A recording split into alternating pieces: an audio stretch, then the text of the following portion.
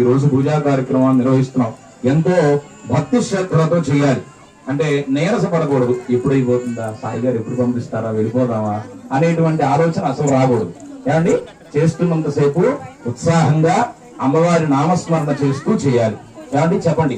దురితక్షయ ద్వారా శ్రీ పరమేశ్వర ఉద్దిశ్య శ్రీ పరమేశ్వర ప్రీత్యర్థం శుభే అభ్యుదయ ముహూర్తే శ్రీ మహా విష్ణో